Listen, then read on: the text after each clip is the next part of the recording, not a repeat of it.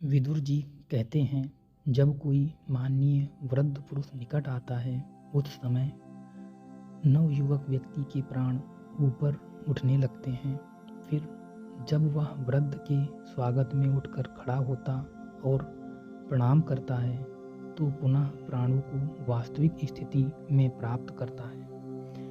धीर पुरुष को चाहिए, जब कोई साधु पुरुष अतिथि के रूप में घर पर आवे तो पहले आसन देकर जल लाकर उसके चरण पखारे, फिर उसकी कुशल पूछकर अपनी स्थिति बतावें, तदंतर आवश्यकता समझकर अन्न भोग करावें।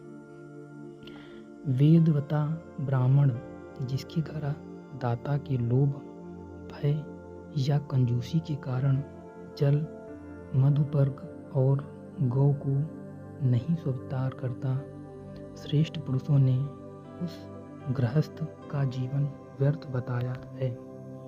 वैद्य, चीरफाड़ करने वाला, ब्रह्मचर्य से भ्रष्ट, चोर, क्रूर, शराबी, गर्भ हत्यारा, सेनाजीवी और वेद विक्रेता ये यद्यपि पैर धोने के योग्य नहीं हैं, तथापि यदि अतिथि होकर आवे तो विशेष प्रिय यानी आदर के योग्य होते हैं। नमक, पका हुआ अन्न, दही, दूध, मधु, तेल, घी, तिल, मांस, फल, मूल, साग, लाल कपड़ा, सब प्रकार की गंध और गुड़ इतनी वस्तुएं बेचने योग्य नहीं है। जो क्रोध ना करने वाला, ढेला पत्थर और सुवर्णों को एक सा समझने वाला, शोकहीन, संधि विग्रह से रहित, निंदा प्रशंसा से शून्य, प्रिय अप्रिय का त्याग करने वाला तथा उदासीन है, वही भिक्षुक है।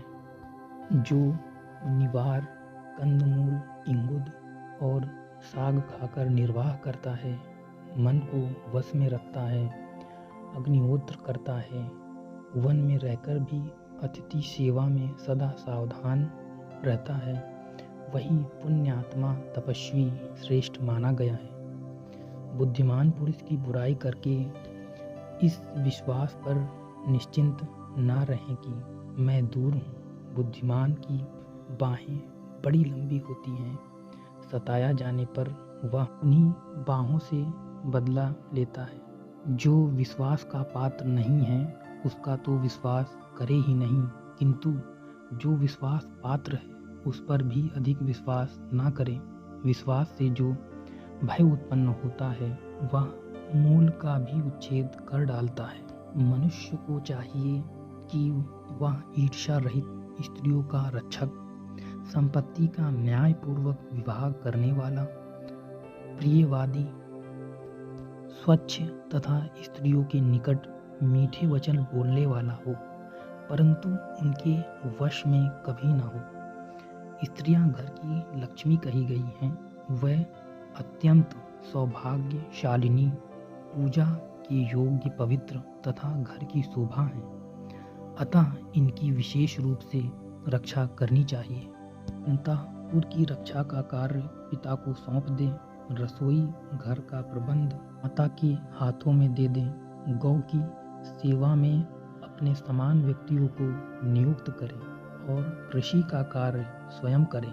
सेवकों द्वारा वाणिज्य व्यापार और पुत्रों के द्वारा ब्राह्मणों की सेवा करें। जल से अग्नि, ब्राह्मण से छत्री और पत्थर से लोहा पैदा होता है।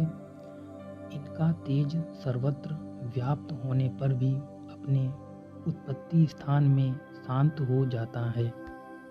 अच्छे कुल में उत्पन्न अग्नि के समान तेजस्वी, क्षमाशील और विकार शून्य संत पुरुष सदा काष्ठ में अग्नि की भांति शांत भाव से स्थिर रहते हैं।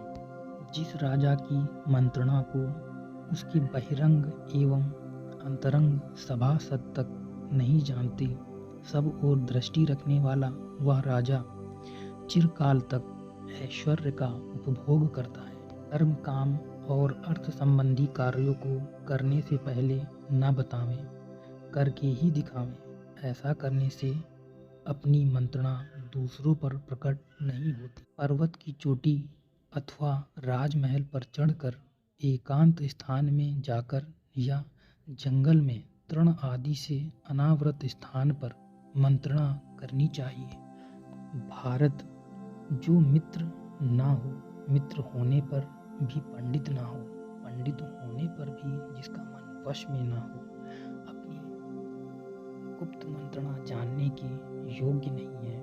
राजा अच्छी तरह परीक्षा किए बिना किसी को अपना मंत्री ना बनावे, क्योंकि धन की प्राप्ति और मंत्र की रक्षा का भार मंत्री पर ही रहता है। जिसके धर्म, अर्थ और काम विषयक सभी कार्यों को पूर्ण होने के बाद ही सभासदगण जान पाते हैं, वही राजा समस्त राजाओं में श्रेष्ठ है।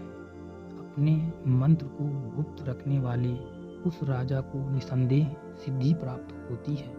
जो मोहवश बुरे कर्म करता है, उन कार्यों का विपरीत परिणाम होने से अपने जीवन से भी हाथ धो बैठता है।